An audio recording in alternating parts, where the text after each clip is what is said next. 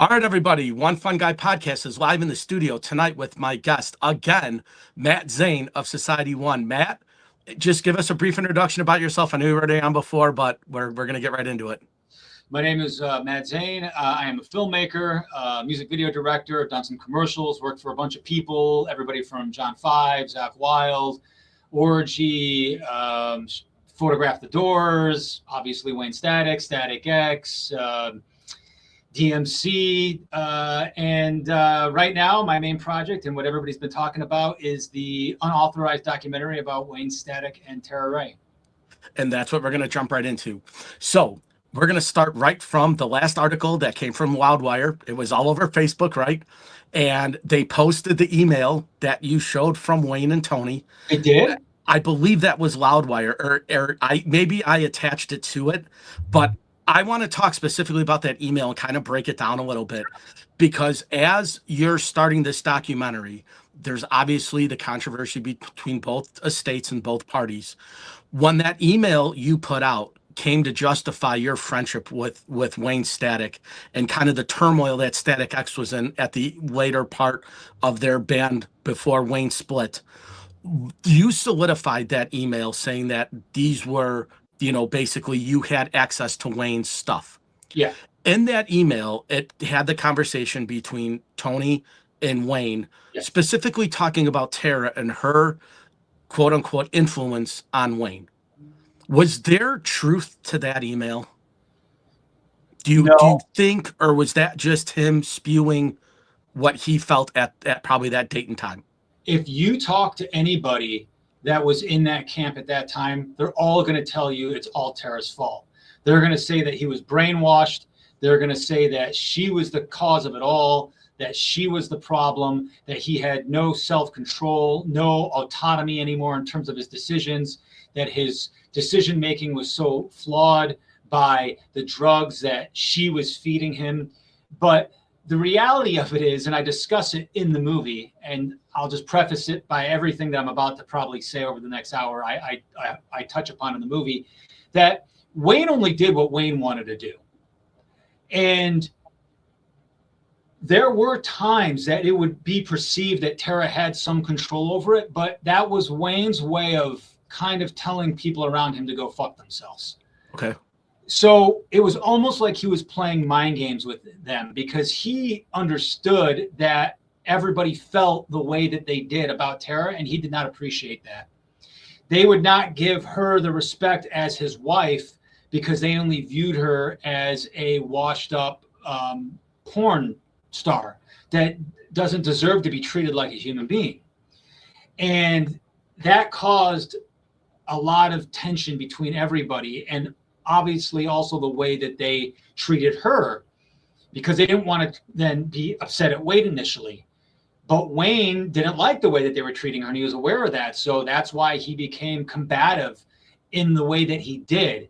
And a lot of people perceived it as Tera controlling the situation, but really it was Wayne having a greater view of everything, saying, okay, well, you know what, you're going to treat my wife like this, then fine, I'm going to make you ask her this question or go through her to get to me to answer this or whatever. And really, it was him still that was in greater control. He was just kind of doing what he did to, try to make the other guys around him respect his wife as a person. I have a radio interview from him that I found that he says in the radio interview, he goes, since we've been married, nothing has changed between us. We got married so other people would respect us. This is from Wayne's words on a verifiable source on the radio. And he gave it away at that point. What he was meaning in saying that is that nobody is respecting him. Nobody is respecting them. Nobody is respecting Tera. So hopefully by the marriage, the title he felt would gain respect from everybody else around him, including Tony. Sure. And ultimately didn't work that way. He just thought that when the bridge of marriage was crossed, then people would finally say, okay, well, we have to respect her. Now she's no longer just some porno chick. Right. You know what I mean? So I know that's somewhat of a long answer, but it really has to be, because you've got to understand the mind games that were kind of going on at the time. because just by going to people, Wayne going to people and saying, okay, well, you know, you need to do this or need to do that, they would just, you know, I don't know, maybe he just didn't think it would get through to them. So he just kind of made it, okay, she's part of me. She's part of the decision making. You have to respect her like you respect me. And this is just the way it's going to be now, because you wouldn't treat my wife like a human being. And Tony was the one that had the most problems with that, because Tony, on paper, that we all know now, is 50% owner of the band. And so he really felt like Wayne was just treating it like it was his band without, you know, having him involved in the decision making. You know, and Tony didn't like that, you know, and you can argue whether or not that Tony was justified in terms of feeling the way that he did, but I'm just telling you that he didn't like that. And I will say this, in Tony's, to kind of think the way that he was thinking, in a sense, Wayne never really thought about him really as a equal partner in the first place. You know, he didn't write the songs. He added his flavor to it. But, you know, Wayne was a songwriter. It was Wayne's image. It was Wayne's voice. You know, so the way that Wayne thought about it was, I just kind of got stuck with this guy. You know, he wanted to go solo after the first record. And I'm not just telling you that. I have it from verifiable sources that are in print. I credit the source in the movie when Wayne talks about it. And it's undeniable, and I'll tell you why. Because when they came out Machine, the second record, the publishing splits weren't the same on that record.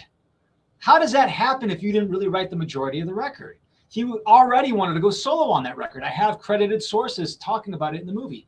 And if you really want to get into the weeds of this, to show you how early the rift and the situation worsened between him and Tony, after the first record, Wayne did a collaboration with a guy named Mephisto Odyssey. They did a song called Crash. It was on the Batman Beyond series, okay? When they shot that music video, it was a $400,000 music video. Wayne only brought Koichi to that shoot. Go look at that video now. It's only Wayne and Koichi from Static X, and then the guys, Michael Johnston from Mephisto Odyssey. Why wasn't Tony or Ken in that shoot? They would have had them in, but Wayne didn't want them in, because that's how early he was already having trouble with the other guys in the band and wanted to go solo. So I don't know. That's a lot of information that's verifiable. Like, you can't argue it. I back it all up. So now, were you talking about just the other three guys in Static X, or is this the band's management feels the same way? Is this everybody in their camp felt it was that way, or was it just the other three guys versus Wayne? Oh, it was almost everybody. And here's the proof. Once again, you don't have to take my word for it, but when he left Static X, he didn't initially carry over anybody from that camp. Nobody. So when you see his old tour manager, a guy named Dink, go up online and do the big email about this is what happened with Wayne and this is his life and whatever, that guy didn't talk to Wayne, I think, the last 6 years of his life. After the Static X thing ended, whether it be ended 2009, he never talked to him ever again. So here's a guy talking about Wayne, and trying to tell people like all the inside information, but he didn't say one word to Wayne or see him for the last 6 years of his life. And I only bring that up because that goes to show you that there really was a cutoff point. There's a reason why Wayne got rid of most of those people from Static X. So yeah, of course they all felt that way. If they didn't feel that way, they would then go into So let me ask this question now. We go all the way back to the beginning, right? How did you and Wayne first connect? Like, what was the behind the scenes thing of that? Because I'm looking at this right now, and where I'm going with this is because you asked earlier on when you put out that promo video about the unauthorized documentaries on YouTube that are already out there. Mm-hmm. Obviously, those guys don't know Wayne like you did, right? I'm looking at the one right now from Raw Music TV, and I just want to make sure that I have all my information right. Okay. They made a documentary. It's about 30 minutes long. It got about 300,000 views on YouTube, which is pretty good for a YouTube video to watch that. It's been viewed, hundreds of thousands of times. They didn't know Wayne at all. They put this thing together. They obviously just did their homework, right? They went back to when Wayne was doing the band with like Billy Corgan and all that stuff that, in the 80s, and then talking about that. That's unverifiable, right? And I know you mentioned earlier, how are they getting away with it when they're coming after you, which we'll get into in a little bit.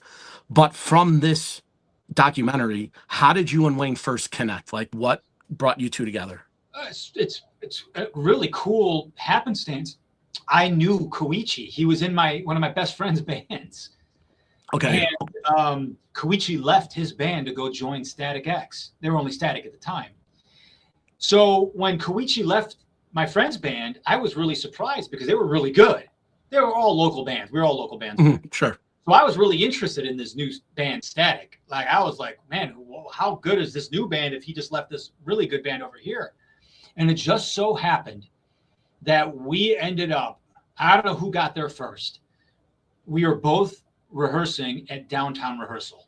It was a big rehearsal space that was in downtown at the time, and everybody was down there. Fear Factory, I mean, L7 rehearsed there eventually, like Fishbone, like tons of people. Mm-hmm. So we were down the hall from them, and we would see them, you know, around in the halls or whatever. I think I met them officially through Koichi. I would go down and stick my ear up against the door when we were on breaks. I wanted to hear what the hell was going on because I was like, how good are this band got to be? And then after we met them through Koichi, I'm guessing through the rehearsal space, because I don't know how else I would have got to meet those guys. They just started coming to my shows and coming to my parties. But the interesting part about that is that Wayne wouldn't go to my parties or my shows. We were cool with each other, but he wouldn't go. Right. And it became apparent that at one point my band Society One we booked a show with Static X. We were supposed to, I think, do the Roxy. I think it was one of Eddie Ortel's nights. And the band set it up, minus Wayne, because we all knew each other. And then Wayne found out about it and canceled the show and pulled out of the show. Okay. Because he just wasn't about that life back then. And we talked, and it was fine. I didn't really care, whatever. But that was really our initial relationship. But then, you know, after that happened, everything was fine. And the first official time that I filmed Wayne, believe it or not, was in 1999. I called him up and said, hey, you know, they just got off the Ozfest, the first time they played Ozfest. And I said, hey, you know, I'm doing this video magazine thing here. Can I come film you guys? You know, oh, yeah, we're going to be in the studio, whatever. And I showed up and I filmed them. And that was the first official time that I filmed Wayne. And some of that footage is in the movie because I found the original interview. Okay. Yeah, some of it's online, excuse me, as with a lot of this footage, but I found the full interview. So, yeah, that was how it all started. And that all happened from 96 to 99. Okay. So now, obviously, fast forwarding to the end of Static X, Wayne's solo career, now you become more and more close, right? How would you define? Because you obviously you had an acquaintance, you knew him, friendship, but then for you to spend that much time with him, what allowed Wayne to kind of let you into that environment? Like, what was that transition for you guys? So it wasn't at the end of Static X. It was during Static X. It was during the Cannibal record, believe it or not. What ended up happening is that for those that don't know, I was in a band, you know, we were never big or whatever, but we were on a label and the whole bit, and we got dropped. And I, like anybody else, had to get a job. It just so happened that I am who I am. So somebody suggested, well, you need money, just go back into the adult industry.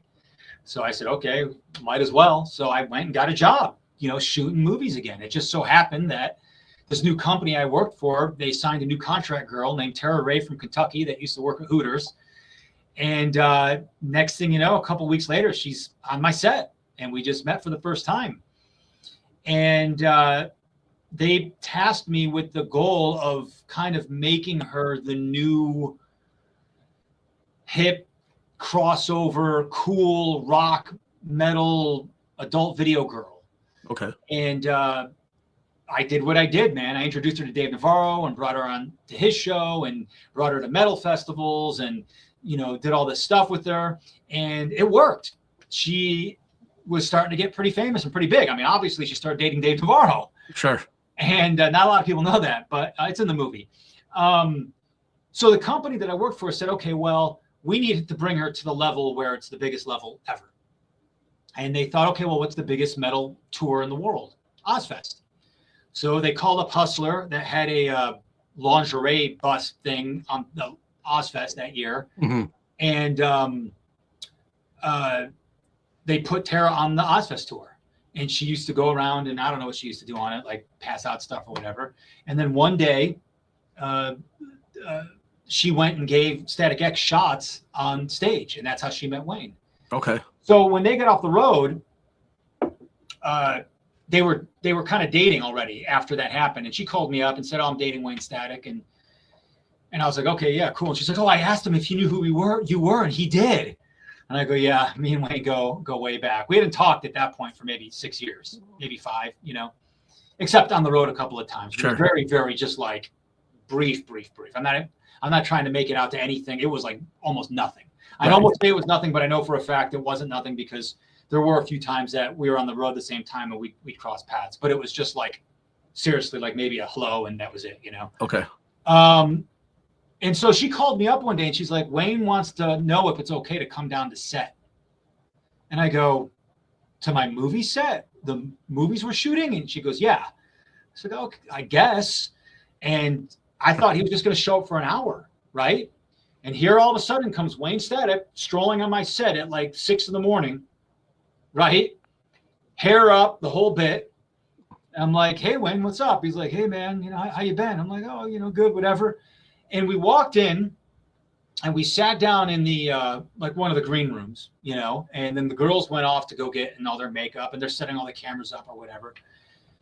And man, we sat down and man, we spent the next 12 hours on that set together. And we talked for hours and hours. This is the first day that I've seen him in 6 years. And we talked so much that when I'm talking to him, he's telling me about like all this crazy stuff, talking to me about Tony, talking to me about his ex-girlfriend, all this stuff that's going on. I started to think in my brain that I didn't remember that we had a better relationship back then because I didn't think we were that close. I couldn't believe it. I didn't know why he was talking to me so much, but it was just like that. From the moment that he came onto set from that point forward, it was just like that. And it was like we'd known each other for 20 years. At that point, we'd known each other for maybe, 10 maybe at that. No, what was it, 2007? Yeah, probably 10 years at that point. Okay. But I didn't think we were super close. But when he got onto that set that first day, I saw the interaction of our relationship and I just figured, oh, okay, well, I guess I'm not remembering our relationship like it used to be, or maybe, I don't know, maybe he needs a new friend. I didn't know what the deal was, but it was just like, okay, cool. And that was it. He was just there and we were just friends all of a sudden, and that's how it all really started. And that was in 2007. All right. So where I was going with this was because obviously now somebody got word that you were putting out this documentary, right? You kind of came out and said, "I'm doing this Wayne and Tera thing." Now, all of a sudden, it's all eyes on you, right? So from when you first put out that you were doing this till the second clip, maybe 2 weeks later, when you said you started to get the cease and desist orders and stuff like that, who do you think kind of put that into those people's ears that said, "Hey, listen, out of all the authorized documentaries that are coming out, this guy's making one, and now it's going to be an issue"? What do you think? Like, who and what do you think that came about? Well, that was Etzel Dope, the manager, Zero, and Tony Campos. And Okay. I can prove it once again for everybody that thinks that I'm some whacked out guy. What people don't know is that Static X is doing their own documentary. It's called Evil Disco. Okay. I shot 80% of that. Okay. I shot that movie. I edited most of that until the edit they were working with last year. Mm-hmm. So when we were doing that movie, it got to a point where it started to veer off from what I initially thought it was going to be. But instead of me throwing the towel and saying, "You guys are fucked up, I'm not digging this anymore," I just went to Tony and Etzel and said, "Look, guys, you're allowed to tell whatever story you want. I don't know how you're feeling. I don't know your perception of it. I don't agree with it, but Tony, you are absolutely allowed to tell your side of the story, but let's do this. So there's no problems. How about I help you guys finish yours? And then I'm going to make a separate one only about Wayne and Tera afterwards." And they agreed. So they knew about it. And the deal that we came to was, as my movie comes out after yours, I'm allowed to use Pighammer, and I get one unreleased track from the unreleased Wayne Static stuff that was sitting in the warehouse over at the Static X warehouse. And they agreed to all of it. Okay. And we worked under that agreement for the next 2 years. It wasn't until I finished my last movie, Everyone Dies, that I got attention from other production companies. And I was called into meetings. And one production company said, yeah, we want your Wayne and Tera movie. And they were ready to cut me a check. I said, awesome. So I call up Etzel. Once again, he manages the band. He's not just the lead singer. I said, hey, man, I'm ready. Your movie's about 95% done. I've got this deal. You know, I'm going to need all the paperwork and all the okays from the estate and everything that we discussed. And he said, no. That was it. He thought I was just going to go away. So when he said no, he just didn't say no. He went down to that production company that offered me the money to make the movie and got that deal destroyed. So that I lost my deal at that production company. That was going to be the money that I used to make this movie. Sure. Then when he did that, I started an Indiegogo campaign. 8 hours before that launched, he got the estates to put out a press release. Nobody support the film. Nobody donate. Nobody donated. Total failure. Destroyed that. And that's when I knew that like they were just going to do anything they could to like stop this thing. Okay. And I was just like, everything was fine. And then it wasn't. Right. So I don't know if that answers your question. It does. So can I ask an obscure question in hindsight then? If you would have agreed to just do their documentary and you would have kept your mouth shut about yours and not have said anything, do you think that they would have credited you with making their documentary and then you could have just went ahead and made yours anyways after with or do you think it because they thought that you had enough footage of your own that you didn't need theirs, and that when you said, well, you make your movie, then I'll make mine, that in the back of their mind, they said, well, this guy obviously has, you know, a background in film and can do it and has put out a movie already, that you might have like, quote, stole their thunder per se? Like, do you think that's what they were? That's why I offered to have them do their movie first. But if you didn't say anything about your movie, do you think that would they have ever known that you were going to do one anyways? Or do you think if you would have just...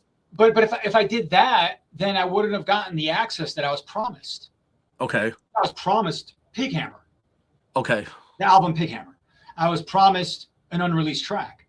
I was promised the estates wouldn't come after me. So I had to make that deal with them. Sure. If I just would have kept my mouth shut, then they would have been like, you never told us you were going to do this. Of course we're going to come and sue you. But that's what people don't realize. I was very involved with that camp from the get-go of the rebirth of Static X. I did all the music videos, a lot of the tour promo. I went on tour with them twice, you know. So that's where the issue became. If they would have told me from the beginning. Sure. So that clears that up then. Because I think a lot of people were wondering that, right? If you would have just said, well, I'll just make my own movie after this one's already made and then kind of tell your own story. But for clearing that up, obviously that makes more sense now. Yeah. So how are you now? Obviously, there's the rift between you and Edsel and you and Tony. Yeah. When did that start? Was that like right after they told you that solid no? Or did you kind of feel any tension before that? Or did you think things were great? Like what exactly happened in that turmoil then that they got to the point where they're just trying to stop you at all cost? Everything was fine until they stopped the deal. When they stopped the deal, I told Edsel, I said, hey, man, I'm done. I basically quit in a nice way. I said, but here's a list of people that you can use to finish your stuff. And I thought that we split amicably, but then they sent somebody over to my place here and they took back all of this equipment they gave me as payment. They literally sent a guy over with a van and said, I need everything. And I said, yeah, but he gave me this for partial payment. And he's like, no, I'm taking it all back. Okay. So after that happened, I realized that they just didn't care. You know, they didn't care that they paid me less than minimum wage to work for those 2 years. They didn't care that they prevented me from getting my movie done and getting the money for my movie. They didn't care that they took back all the equipment that they gave me. And that's when I knew that they were just out to try to just cripple me. And I just said, okay, well, you know what? Fine. If you guys are going to be like that, then I'm just going to make my movie and I'm just going to put stuff out and I just don't care. Why don't we ever hear about their movie? Because I didn't know they were making one either. Oh. Like, why is that? No, it was out there for a while, but they pulled down the official trailer after this dispute started. And I'm only guessing they pulled it down because in the movie they were originally doing, I allowed them to use a lot of my own footage that I own. Okay. And I know that they'd have to edit that out for legal purposes because they don't have any rights to it. And I'm sure their lawyers told them, look, Matt really does have rights to this footage. And, you know, you guys got to take this out. And so I'm sure they took the trailer down and went into to re-edit the movie. And that's why I don't think they've talked about it that much. But I'm sure they're still shooting it and it's going to come out. I mean, a lot of the movie, people don't realize it. The last edit I saw, like half of it was about the new band. I mean, I didn't own any of that footage. You know, that was shot by a friend of mine that I hooked him up with. And I have absolutely zero rights or claim to it whatsoever. I edited it, but I don't have any rights to it. Okay. So then going into the secondary part of that question, then why do you think now there's so much focus on you and your documentary now? Because obviously, like I said, the press has been showing it.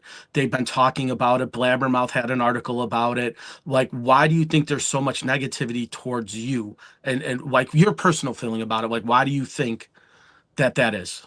Well, because, you know, Edsel is going out there and starting rumors and using proxy websites like fan sites to go against it and go against me. There's a very famous Instagram fan site. I think it's called Static X Daily. And I talked to that guy and he's like, look, man, I just got to stay neutral. And then a week goes by and then he's out there bashing me. You know what I mean? And then there's another site, I don't even want to give any traffic to that, you know, makes these large presentations talking about what a piece of crap I am and not to support the film. Right. And then there's people with just downright insane rumors. Yeah. That have come out about me. And it doesn't matter what it is, the goalposts keep getting moved. Yeah. First it was, oh, Matt's a liar. He doesn't know anybody in Static X or doesn't know Wayne and Tera. And then I started showing pictures and video. Oh my God, I guess that he knows them. And then it was, oh, no. Wayne and Tony were really friends. They were going to make up at the end. And then I disproved that, you know, and it just kept getting worse and worse and worse. And now it's gotten to the point where there's guys running around online saying that I was their drug dealer and I'm the one that gave them the drugs that killed them, which is the most absurd thing ever, because if you actually knew the timeline of events, I wasn't even around them in the last couple of months of their life. You know, we were kind of on a little bit of a break between each other, you know, so it's gotten pretty crazy, man. Yeah, and I know you could probably dispel a lot of the rumors, right? Because obviously, you know, you were on the We Were Loud Ones podcast, you know, a few weeks ago, and they asked you the question more. So I know you talked a lot about Wayne's drug use and abuse and stuff like that, which I don't really, that's either here nor there to me. I don't really care about that. I know they kind of focused in a little bit about that more than I thought it was necessary. But the reality is that you guys pretty much were close all the way until the end, right? Like both parties. And, you know, you obviously had a friendship with him that was more than just an acquaintance. You've established that already. Going into the film and you having all this footage that they can't take from you, from this point moving forward, what are your, like, aspirations of getting the movie out? Like, I know you have a big uphill battle, but you personally, why is this so important to you? This was a film that Tera and Wayne asked me to do. They wanted me to do it, and I'm doing it. And it's the least I could do for them after what Wayne did for me, hiring me as a music video director, my first big artist, and also was my friend. And Tera and I were really, really close, you know, in the beginning and through the middle of it, you know. And I feel that they're trying to erase him. They've erased took down his Facebook. You know, they got a lot of interviews taken down by Wayne. And I think they're demonizing Tera. So really the ultimate goal here is just to give Wayne his voice back, to give Tera her humanity back, to shift away from the focus that Wayne was a bumbling dumb drug addict for the last 7 years of his life, and really just put a lot of more of the focus back onto his genius. Sure. Because they're just taking it all away from him. And they've got robots and puppets and bubbles and beach balls at their concerts now. Mm. And that's not what Wayne wanted. Right. How do I know? Well, look at Wayne's last couple of years of touring, 5 years, 6 years. Was there any bubbles? Was there any beach balls? Was there puppets dancing around on the stage? Well, then why would there be now? So for me, I'm just trying to refocus it all around them and their wishes and what they want. Okay. So now, obviously, like I said, I did watch a few of the unauthorized documentaries on YouTube, right? Some of them have clips where they've gotten stuff from his mom and other friends. How did they get those clips? Are those like out there? Like, do you have that stuff too? So that stuff's not like kept, like that's open, right? Yeah, look, my movie, people are thinking that I do have footage that's never been seen before. I've got some incredibly exclusive stuff, but it's not as, some of it, most of it, the stuff of all three of us isn't as like crazy as you may think it is, because a lot of it is just us hanging out. Sure. I'm just keeping it in there to show you kind of what they were like and what was going on at the time. So that's a lot of the footage, believe it or not. It's almost like home video stuff. I'm restoring it to make it look nice, but it's just us goofing off and laughing and talking and doing stuff, Yeah. And then there's a couple interviews, one particularly that never came out that I have in the movie that nobody's ever seen. There's parts of the one from '99 that nobody saw. There's parts from the Gauntlet interview that everybody's seen that's out there. Somebody just reposted that, but I have all that raw footage. So there's parts of that that nobody saw. There's audio interviews that are incredibly rare, that are down, that people have sent me that I use. But then I use other footage like everybody else too. Right. Just like those free documentaries, because I have to, because I wasn't around them 24/7. And when I was around them, I didn't interview them. You know what I mean? So I have to use some of the interview stuff and stuff that's kind of out there and kind of in public domain or fair use or whatever, falls under newsworthy. Yeah. Another interesting part of the movie, though, is the behind the scenes on the music videos. Okay. That's really cool, too. There's a really good extended part of Assassins of Youth, his favorite music video ever shot. Bunch of stuff that nobody's ever seen that I show about that, explaining that video. But it's intercut with an interview that's public. Okay. So you're going to see that, but I had to grab that because I never interviewed Wayne about our own music video we shot. Right. Why would I? Right. So it's not all exclusive footage, like 100%, but there's enough that it's going to make you feel like you're watching something special, and you're going to get away with, new perspectives.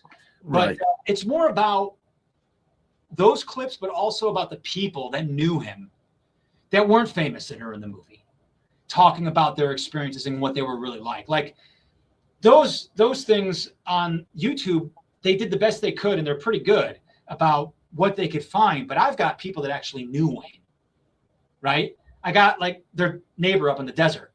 Okay. Where they lived. Yeah, not famous, but wouldn't you want to hear what they have to say? Like, you're going to get a real perspective of what it was like. You know what I'm saying? Sure. Whereas all these other people, and like Etzel Dope, who's the producer of the other movie, he wasn't around Wayne the last 7 years of his life. In the last 14 years of Wayne's life, Etzel Dope toured with Wayne for 10 dates. That's it. Okay. 10 days they were in the same room as each other in 14 years. You're going to put that guy in charge of telling Wayne's story? He never went to the Dirt House. He never went to his Burbank house. Wayne never went to his house. He never went to the studio. Guess who did all those things? Me. Mm-hmm. Wayne was right here in this room that we're filming this in right now. Yeah. Which is actually one of the coolest things you said the other day, right? You said that you were going through some footage of Wayne and Tera, and you showed the couch that they were on, and you said it almost felt like as if they were in the room. Like, that's pretty powerful, right? Like, yeah, because the close-ups in the Assassins of Youth music video were shot against this wall. And when we were getting ready, they were sitting right here. Like right in this room, because back then this used to be my bedroom. This is, not to get specific about where I live, but it's multi-level, multi-bedrooms. And this used to be my bedroom. Now it's my studio. And so we were up here just going over stuff. And then he was just like, yeah, I want to shoot more close-ups. And I'm like, yeah, I'll go book a studio. He's like, no, let's do it now. And I'm like, now? He's like, yeah, just do it here. And I actually had to set up the lighting rig and cameras here and shot all the close-ups right right Mhm. there. I wish I still had that footage, man, but I that's one of the stuff that I lost. I don't Right. have everything that I shot, unfortunately, man. If I did, this movie would have been even crazier, but Sure. it's been 15, 20 years, 25 years on some of this footage, you know? Right. Does anybody have that? Do you know? I'm the only one that would have had it. It was on my old Mac, and Okay. I just couldn't get it off when I switched over computers. I have a lot of the assassins who use raw footage, just not the specific stuff that was shot in this room. I Sure. lost that footage. There was another thing when I was in the rehearsal studio when we were talking for 3 hours on camera about shooting that video, lost that footage. When we were in his house in Burbank filming all this stuff, when we were making music, I have literally maybe a couple 10 seconds of that in the movie, but all that raw footage is gone. That was lost. So there's a lot of stuff that got lost, man. But you know, it's just the name of the Yeah. game. It's not like it is Right. now. You can put it on a computer and then back it. You know what I mean? It was on Sure. tape. I Right. moved many times. I used to have two houses, one in Vegas, one in here. You know, so it sucks, man. It drives me insane that I don't have it all. But you know, you Right. do the best that you can. There's enough footage still in the movie where I still think people are going to feel that it's special. You're going to see Wayne in a way that isn't an interview, so it still feels special. You know, even though Okay. it's just us hanging around and laughing, you know, just being goofy. Right. Now, I don't want to get too personal about this subject, but you said you put up a lot of your money to do this, your own money, your own time, your own like you're putting it out for free. You Mhm. said that you just want to stream it. The gratification that you get out of this versus the money you spent, where does that meld together? Because obviously, you there has to be some income coming in for you to do this, right? You obviously have to live, right? You have a mortgage and you have bills and you have everything else. How did you determine what worth you were going to put into this and what you were going to sink into it versus, okay, I'm basically penniless now because I want to make this. Is there some substance of income coming in for this? Oh, none whatsoever. I'm Okay. living now by shooting for other people, which I've already done. I just shot for Kiss a week ago. I don't know if you saw that. I did. Yeah. Yeah. So I'm filming Wednesday at some classical studio with a quartet. I was Okay. at Fox Studios like 4 months ago, I think. No, 4 weeks ago. I was at Fox Studios. I Okay. was on music video a week after that. So I'm just using the money that I make from my other Sure. film projects to be able to fund this. As far as like finding that line in terms of how much effort I put into it, I did have to make a very clear distinction of what I was going to do from the very beginning. And what I basically said is I'm going to make this all technically as perfect as I can, but there's not going to be a lot of glam and glitz. Like when you look at my last movie, there was a lot of interesting effort put into the B-roll and things of that nature. Like if you looked at the still photographs, they had like borders on them that were textured and they'd fly in and certain things would fly into news articles and words would fly off. Like, that's all like Netflix stuff, you know, Right. or HBO stuff. Yeah. In this movie, since it's 2 hours and 20 minutes long, I just basically said, okay, I can work on this for 5 years and maybe never get it out, or I can do a very rudimentary documentary. I can make it technically very sound to get the points across, but I'm just not going to put a lot of flash into it. And that Okay. was the line that I had to draw to give people out there the idea of how difficult it is to make these things. Billy Idol just came out with a documentary. They had 10 editors on that documentary, 10. And that doesn't include the colorist or the people that restored the old footage. Right. I'm just me. I have to Sure. do all my own sound, all my editing, all my restoration, all of it. So, you know, I had to put in, you know, it's not going to look as crazy as my last movie. And my Right. last movie also took 2 years. This one I'm trying to get done in a year. Sure. So I figured Now- if I keep a year of my life up, that I Right. could probably still bounce back financially. Now, is there any hopes that at some point somebody comes across one of your videos or this or something you put out on social media and says, "Hey, I might be able to help"? Would you consider that? Are you still looking for somebody or a production company to pick this up? Would that be the ultimate goal so that you do have that help? Or now is it just solely focused where you're like, I put my effort into it, I'm going to do it myself? Are you still like on the hopes that somebody comes in? No, not anymore. I can't, because now that I've announced I'm going to give it away for free, I can't backtrack on that, you know. Okay. And I wouldn't want to at this point, because I Sure. got so much crap from people saying Right. it's a money grab. And I was like, no, you don't understand. Like, I'm spending a lot of money to make this in time. It's like I'm dedicating a year of my life to this, possibly more. I started in last December. We're already in what month is this? June? June now. So I was like, no, dude, I'm losing money. They're like, no, you're going to get money back later. You're going to sell it later. And so I was just like, when I thought about it after I lost the initial deal, I was like, you know what? The most important thing, first and foremost, is for this to get out. I would have loved to have some backing to make my life easier so I didn't have to go work 10 other jobs, film jobs while I was trying to make this and be able to focus on this and get it out faster and better. But I was like, you know what? The most important is to actually get it out. It's the least I could do for Wayne and Tera. Mm-hmm. Because again, you got to remember, they asked me to do this. And up until Tera's last dying wishes, she left notes for Jay Jones, the woman that found that when Tera ended her life, it was in her house, and left her a note and basically told her, yeah, we want this movie to be done. They actually wanted 2 movies to be done. They wanted a documentary and a biopic. Okay. So I just haven't really talked about the biopic that much because one step at a time, but they Right. really wanted both. Okay. So I got to get this out for them. It's been healing and cathartic for me too, because the unfortunate part about all this is, and I've talked about it on some other podcasts, is that we never had a falling out, but we did definitely take a break in that last year, and it was very conscious on our parts. And we initiated it because we were so intertwined in each other's life so heavily that after the hernia, when Wayne was sick, Tera became incredibly protective. And I kind of got swept up in some of that aggressiveness. And I didn't necessarily appreciate it because I wasn't mature back then as I am now, because of the fact that we were so close. Mm-hmm. And I felt like I was somewhat ostracized a little bit, like some of the other people. And I didn't feel like I deserved that. So rather than having an issue with each other, Wayne basically said, let's take a break and we'll reconvene. Thank God I was on the last day of the Civil Unrest tour and I played with Wayne and we got to talk that night, because that's the last time I talked to him. Mm-hmm. And that was only, 5 months before he passed.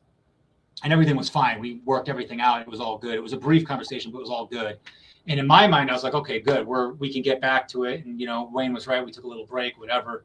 Right. And then, he, passed, October 31st, November 1st.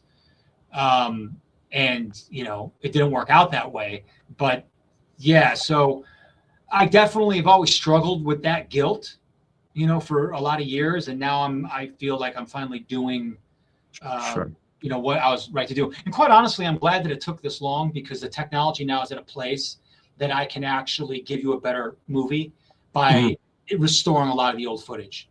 Okay. A lot of this time that would have been possible 10 years ago. Right. So let's just say you put the movie out, let's go next November, December, right? Towards the end of next January, year. February. Yeah. Okay.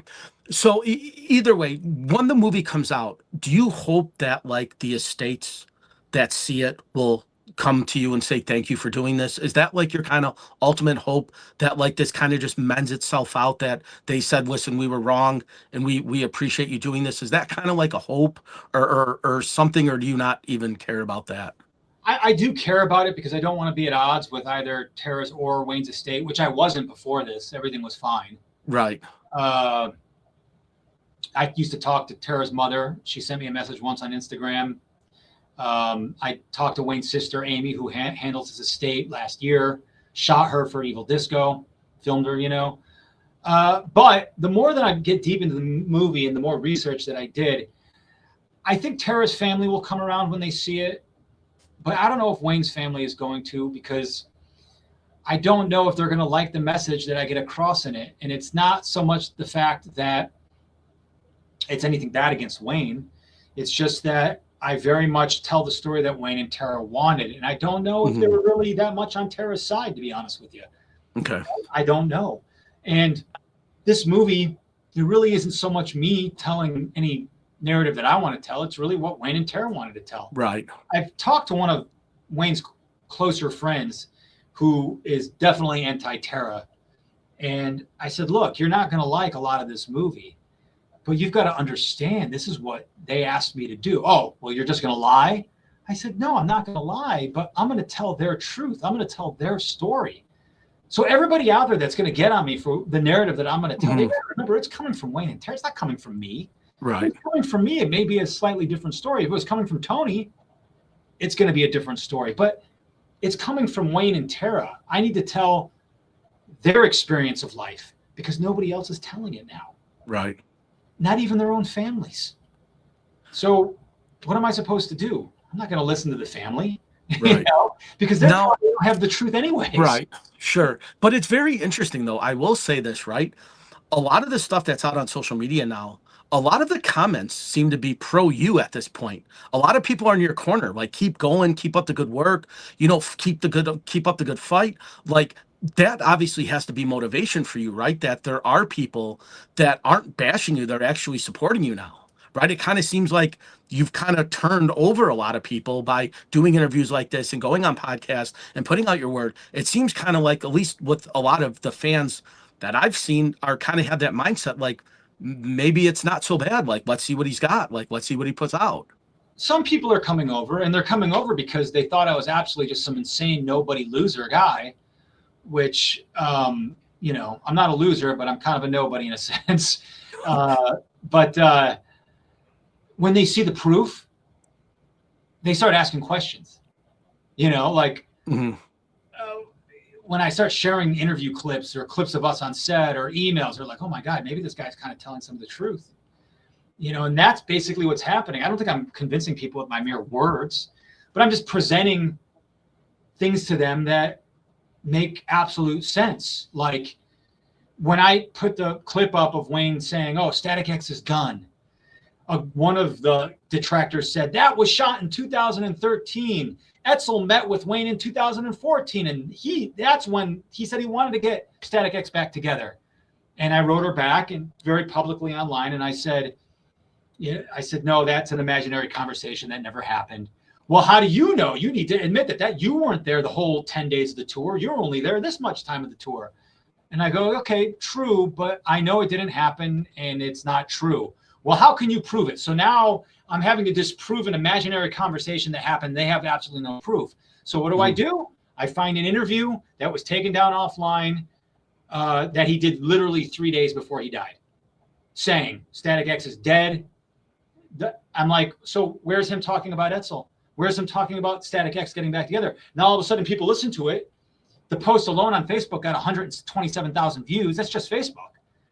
And so now they're like, well, Jesus, like that one person said that Etzel met after, but now here we are 6 months after that tour, and Wayne's still saying 3 days before he died that it's dead, it's done, it's over. Right. Well, wow, maybe Matt isn't lying, And then it was the same thing with the interview that I showed. Oh, Wayne's lying. He was on drugs. He didn't need to say all that stuff in the gauntlet thing. That didn't really happen with Tony. Then I put the email out, and people can read that actually is what happened. I did that to justify his words, to give him validity. So people would stop with the whole he was just high, that didn't really happen bullshit. Right. So I showed that, and they go, oh my God, wow, Matt had access to that. I guess he kind of knows what he's talking about. And that's what people don't realize, man. I have access and know of things that nobody else does. And that's how I'm able to say this shit and then back it up. And more people are recognizing that now, like, oh, Jesus Christ, he wasn't lying. Yeah. Absolutely. Now, let's out of that side too. You mentioned that there were some death threats and some negative stuff. Is that gone now, or is that still prevalent, or is that? Yeah, I should really screen grab them, but I don't really plan on being any places. But literally, man, like messages. If I ever see you, I'm gonna kill you. I'm gonna beat your face bloody. I'm gonna break your legs. You're a piece of shit. Die. One girl publicly, you should be arrested. You should be put in jail. Right. Other guy, oh, you're a fucking drug addict. You're a strung out. You're a dealer. You're a piece of shit. You're a junkie. Yeah, man. No, it hasn't stopped. Okay. Dude, I hate to say it because I respect the guy's work. I don't know if you know who Jeremy Saffer is. He's a very big not a rock photographer. I mean, massive. He shot like Alice Cooper to Wayne, everybody. He publicly posted like 2 days ago, like, you're unhinged. You're there's something wrong with you. I don't agree with this. This is all wrong. You're exploiting Wayne. Like, this is a massive, big, like one of the biggest rock photographers in the world right now, like publicly going against me, So when you've got those people still posting that stuff and then sending me death threats, like, it hasn't ended. Now, I think it's going to get less and less as time goes on, especially with what we have planned, especially with Michael Johnston of Mephisto Odyssey. I think it's going to get less and less and less, because you got to remember one thing, man. I don't take anything away from any of those other guys. in Static X, the stuff that he did with Wayne. But the fact is that they weren't around anymore, the half decade or more, Right. life, and I was. So people are just it's gonna become very apparent. Like when Yeah. I'm posting backstage and photos and all this stuff, they're just gonna be like, oh, well, I guess Matt really was there. Should we be listening to guys that Wayne wasn't even talking to the last 5 to 7 years of his life? Yeah. Think about it. Right. Now, I want to ask an insider question. You may or may not know the answer to this. Okay, I don't know. I'll try. Okay. Besides Ezel Dope, was there anybody else that they considered to be the front person? To replace Wayne? Was there any other candidates that you knew of? Dude, I have a story, and nobody's going to believe it because it's impossible to prove, but I'll tell it anyways. Maybe I've built up enough trust with the audience now. When we shot the first music video for Static X, The Return, okay, it was for a video called Down With Me or Down to the Ground. It's up online right now. It was the blue one, and that was released later, but it was shot first. When we shot that, initially, their idea was to put a 3D rendering of some type of robot as the singer. And we shot and blocked and had measurements and had the 3D team down there, the graphics team down there, and we were like shooting that video for not to have a singer there. Their initial thoughts were, to have something there, Okay. But then when they were down there, I told Etzel, I said, look, dude, this is a very lofty goal you've got going on here. I think that maybe for safety, you should just step in the spot where Wayne would be in his clothes, but we'll put a mask on you, not the robot mask or the dead mask. It was just like a X. And then we're going to put Wayne's face through green screen on the X, but we needed a body in there.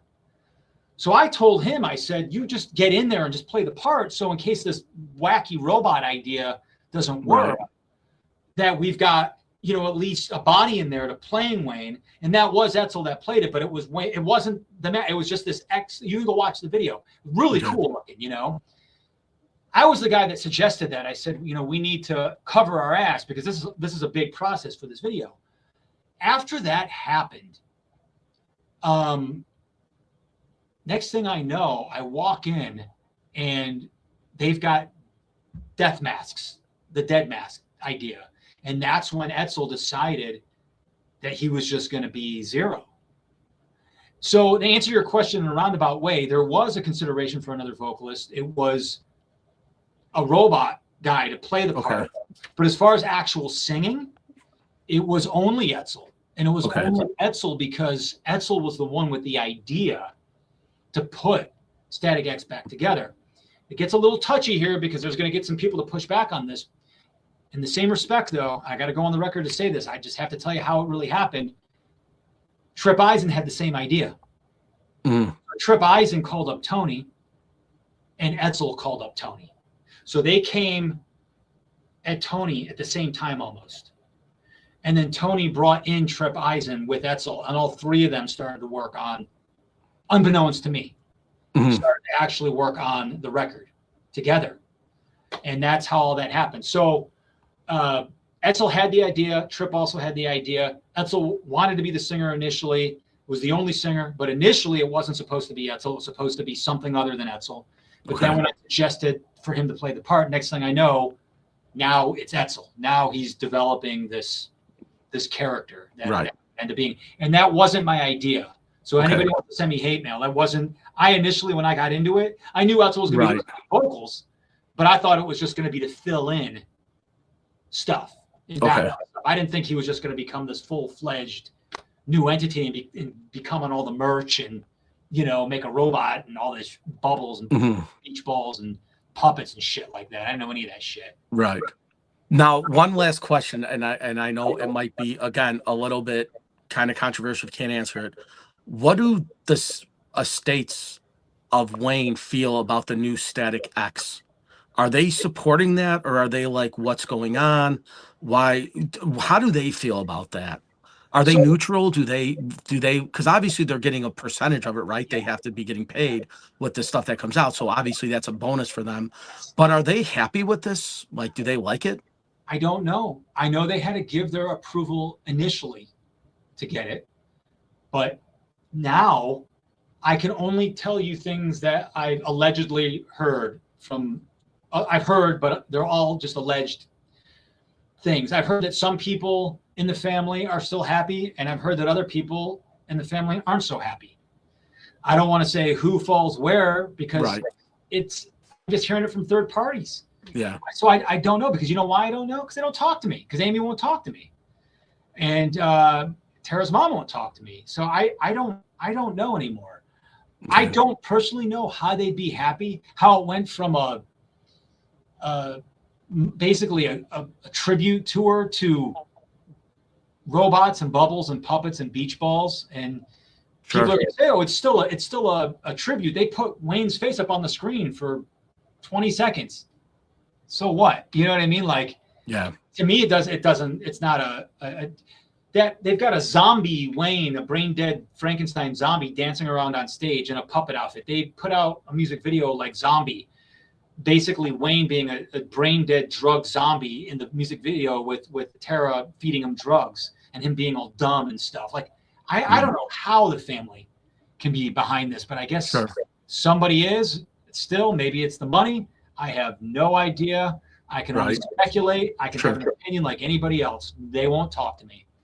Okay. Now, as your movie is being made, are you very secretive of who you let in to help you do what you're doing? Because obviously you have to be nervous that if somebody gets anything and leaks it, now it's kind of over, right? So Yeah. what's your stat? Like, where's your mindset on this? Are you Yeah. very protective of everything, or are you? Yeah. Like I'm barely letting anybody see anything. Probably the person that saw most of it was Michael Johnston from the Sisto Odyssey. He's probably seen the most clips, but we're working on stuff together. So, you know, I feel comfortable showing him stuff. Okay. But yeah, I haven't really shared anything because I don't know. I just don't want it to get out because anytime anything gets out, the other side, Etzel, the estates, they're going to know what to sue me over. They're going to go, oh, well, look at this piece of footage here. We can get him on this. Mhm. You know what I mean? And or they may not do it right away. They may be compiling a court case. I want this movie to come out, and then I want them to have to start from zero to be able to sue me. Okay. You know what I mean? So are you expecting it then, right? When the movie comes out, you're basically kind of gonna go from roll the dice, right? Either they're gonna love it or they're gonna say, "Listen, we're gonna take you for everything you got," right? Yeah. I'm expecting for them to, get entangled in a lawsuit with me. But look, man, ultimately, certain things just have to be done. And I just can't let them do Wayne and Tera dirty like this because that's Sure. really what they're doing, man. I mean, you can love the new Static X. I don't care. Right. If Static X came out tomorrow and said, "Hi, I'm Etzel Dope," and now it's my band, I'd be like, okay, bands do that all the time, Right. And even if they said, oh, it's no longer a tribute, it's just our band, and then every night they just put 30 seconds of Wayne, I'd be like, okay, whatever. But that's not what they're saying. They're saying this is what Wayne wanted, and we're best friends with Wayne, and it's all about Wayne, and that's how they pull the fans in. But really, they're just like lining their pockets with deceiving everybody. They've got somebody representing Wayne and telling his story that shouldn't be telling it. Not even Tony should be telling it because it's from Tony's bitter perspective, and he wasn't there for the last 5 years anyways. There was an email exchange between them in the last 5 or 6 years of his life, which I showed. So it's just that's the way that I feel about it. Absolutely. Now, the movie gets released. I know I asked a little bit, I touched on it. Are you looking for some vindication at all on this? Is that kind of the ultimate goal? Or are you just putting it out and rolling the dice saying this is what I wanted to do? Or are you kind of looking to win certain people over to say, listen, he was my friend. I hung out with him. He was just more than just a person to me. He was actually a person that I was able to call a true friend. Do you think that that's what people will realize when the movie comes out, that you weren't just two dudes that were worked together, that you actually were friends and that you had that relationship that nobody else saw? Is that kind of what you're hoping for? No, I don't No. really care. No, Okay. no. First and foremost, man, it's about Wayne and Tera. You know, again, I can't sit back and watch them be treated like this and have this narrative written around them that just Wayne and Tera didn't want. And I know that because I actually was their friends and I was there, and Etzel Dope wasn't, and Tony wasn't. You know, so Sure. you know, my first and foremost goal is just them. And I just need to set it right to the best of my ability. I need to get that out there. And I need to hopefully get some of Wayne's unfinished and unrealized music and music videos out there somehow. Yeah. That's what I Very really like true. ultimately, Yeah. is get the unreleased music out there. Right. So as this movie gets made and starts coming out, I don't want to jump too far into the future, but do you have other things in the works? Do you have other ideas? Will things change? Or are you like have a focus and it's lasered in? Or are you adapted to the point maybe 6 months from now you're like, well, maybe I should add it this, or maybe I should go this route? Are you up to that stuff, or do you just have like a goal and you're driven and that's it? Or do you think things will change as this starts to come, to fruition? The movie only changes when I get in more information that is provable that wasn't Okay. there before. So I've had to go back and re-edit 5 times now, but I was glad to do it because I found things that I didn't have access to before. You Okay. got to remember, man, I could go up to this movie and say, okay, well, Wayne told me this and I'm going to tell you that. And the people are going to go, you're a liar, right? So I Sure. had to take a different approach to this movie. I had to say, okay, where can I find, Wayne told me this once, where can I find to prove this? So for example, I found a magazine article, a provable credited source. So I put that in the movie right on screen. This is where it's from. This is what he said. And I read the quote. But then a month later, this happened a couple days ago, I get sent a radio interview that's not online anymore that somebody found.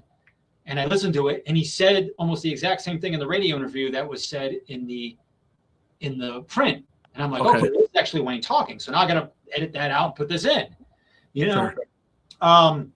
So there's things like that. And then there's other things that add total in the movie. I had a fan contact me and say, you're never going to believe this, but I have Wayne's guitar that he wrote Wisconsin Death Trip on. And he sent me a picture of it. And I'm like, that's awesome, dude. And he goes, yeah, what's even more awesome is that I actually went and showed Wayne, on one of his last tours. And I'm like, do you have any proof of this? And he sent me enough proof where I was like, this has to go in the movie. Sure. So I had to get his approval. And so I had to edit that little minute clip or 2-minute clip now into the movie because it was like a crazy story that, Wayne got to reunite with his guitar that he wanted to reunite with for so many years that he lost because his ex-girlfriend sold it out from underneath him when they broke up. So he got to see that guitar one more time. Right. And it was very close to when he died. It was less than a year. Okay. So I just thought it was this crazy magical moment. I'm like, oh, geez, now I got to go in and Sure. but I'm happy to do it. As far as like the future is concerned, yeah, there's some ideas. Okay. There's definitely, Michael Johnson and I are definitely talking about things, but they're so in infancy right now that we're just can't go public with them yet. We have other things that we're going public with very soon. Okay. Exciting and interesting things that we plan to do. Hopefully we can get the family's approval. We're going to be asking for help with all this soon from fans because we're going to need it to give fans the stuff that we have acquired. I don't know if I'm giving too much of it away, but yeah, man, there's awesome stuff on the horizon that unfortunately Etzel Dope and Tony are going to try to completely squash and prevent seeing. I get that. Now, just out of curiosity, I saw a really interesting thing.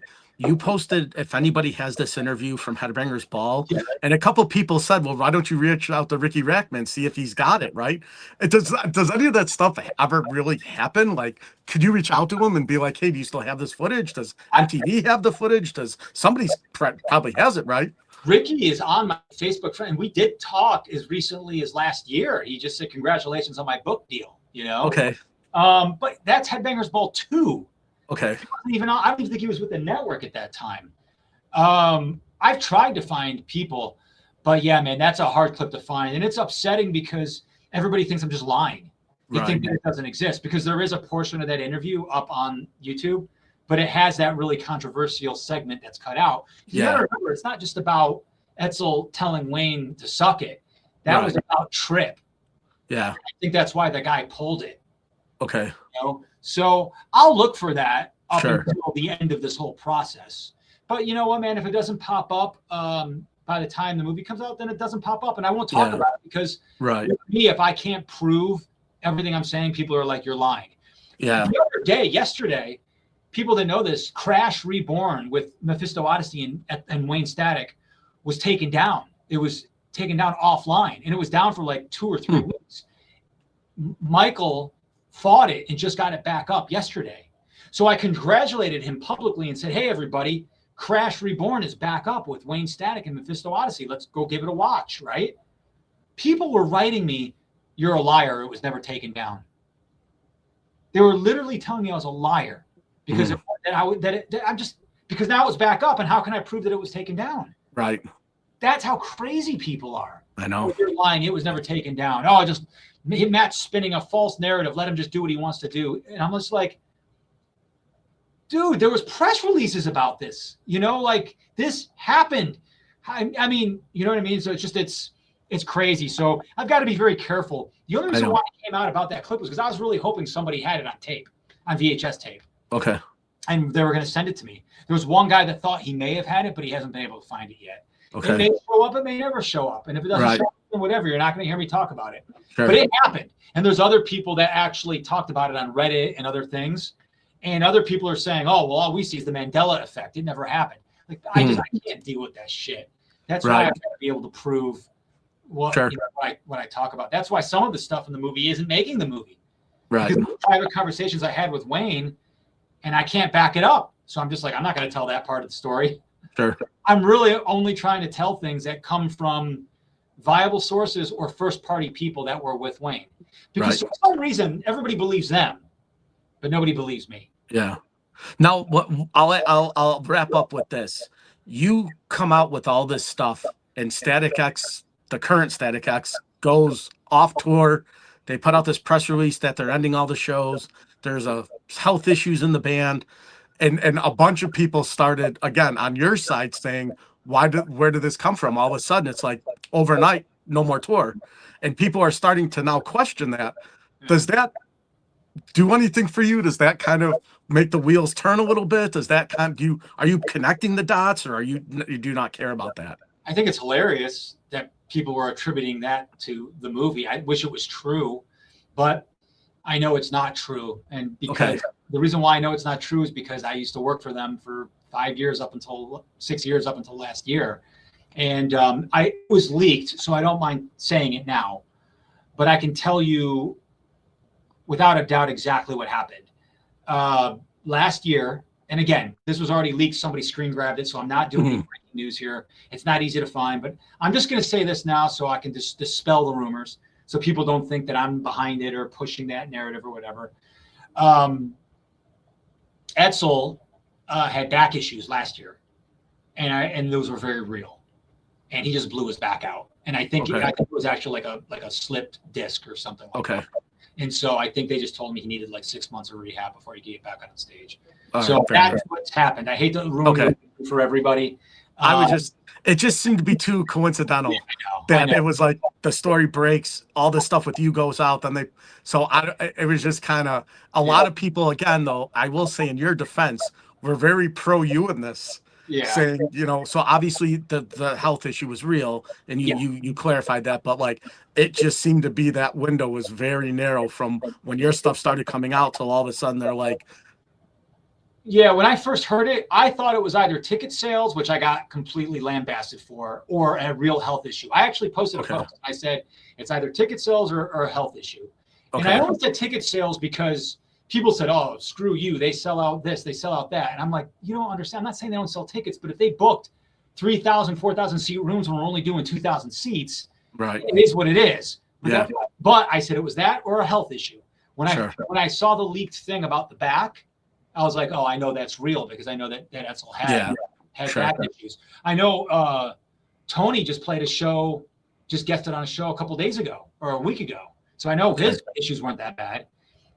So I was like, yeah, I just knew that it was really, really, that's all. Let me tell you something, man. Like, for them to have to come off the road, it had to be real serious because nobody's going to stop that money machine, man. Yeah. Those guys, they make a lot of money in that band, and they need that money machine to go. They fly first class. They got nice cars. They got houses. Etzel's got multiple houses, gated communities. I mean, like, there's a lot of overhead there to keep up and running. Yeah, absolutely. They wouldn't be canceling 6 months of shows if it wasn't really needed. And definitely not because of my movie. Personally, man, I don't think my movie's going to do anything. I think they're just going to. I think it's going to open people's eyes, but I think that they have a new enough fan base now that it's not going to change or have any effect, and that's not the point of the movie. Correct. The point of the movie is to have Wayne and Tera's story out there and do right by them, and at least have it out there. So when all these new fans come in and hear all this bullshit that they talk about him, they at least think, oh well, no, you got to see this other movie. Oh my God, I didn't know. Wayne was a genius. He was a really amazing guy. Tera was a sweet person. Oh, this is what really happened. You know what I mean? Like that's really the ultimate goal. Sure. And then to kind of, I guess, wrap things up, just out of curiosity, you do these photo shoots and you direct these videos for really predominant bands. You said it before, right? You just did the thing with Kiss, the Paul Stanley and Gene Simmons thing, right? Do they say anything to you about this? Do they ask about like what's going on in your world? Or do you just, is it all business? You're there to film, you film, and then they shake your hand, you get your paycheck and you go? Or do you guys talk about like what is in the industry, like what goes behind the scenes a little bit? It just depends. It does happen. And then sometimes it doesn't, with Kiss specifically, I brought it up to them at the end. Obviously, if you see the pictures of me and Wayne's posters, and we talked about Wayne and the whole bit. But with that being said, a week ago, maybe 2 weeks ago, I'm editing right here, working. And I got a call, phone rang, incredibly massive, one of the biggest players in the world called me up. Hey, Matt, how you doing? Hey, I'm not going to say who it was. Sure, no, you have to. How you doing? Good. He's like, hey, man, I got to talk to you. Like, if you don't want to talk about it, I get it. But what's going on with this Wayne Static thing? And he just called to shoot the shit. Okay. And we weren't even on set. He just called me because a lot of these guys have my numbers. Sure. So, yeah, just huge, massive guy, like almost as big as you can get. And we just, talked about it for 10, 15, 20 minutes, And so, yeah, sometimes it is discussed and sometimes I'll get asked and other times, it won't. Because obviously, the only reason I was asking, because, right, you rub elbows with people all the time. You've had a great career and you've met a lot of awesome people. But somebody might just say, hey, listen, I have this or I have this, right? Stuff happens, right? It's just behind the scenes. You're open to all of that, right? If somebody came forward and said, oh, I have this or I could help you with this, you'd be okay with that, right? Yeah. I mean, anything that I try to look at everything that people send me, because people send me stuff all the time and I appreciate it. But a lot of it, most of it isn't usable because it's just not, there's no real substance there. Or it's stuff that's like publicly available, very easy that I already have, Right. But yeah, if somebody has stuff, but you'd be very surprised, man. A lot of these rock stars that actually knew Wayne, and this is nothing against any of them. Most of them are decent people, but they didn't really know Wayne all that much either, as much as they think they did. Mm-hmm. I'll tell you one guy who is pretty awesome, John Five. Yeah. When I talk to him about Wayne, John will tell you to his face, huge fan, loved his voice, loved the voice. And he's just like, yeah, we weren't that close.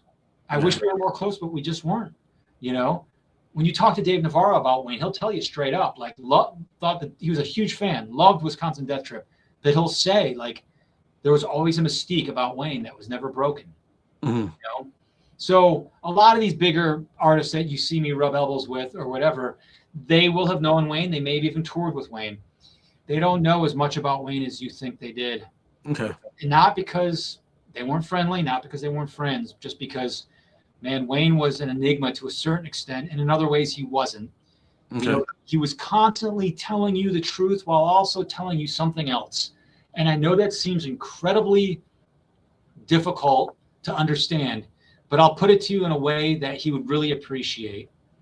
And I should really put this in the movie. His favorite Star Trek show was Next Generation.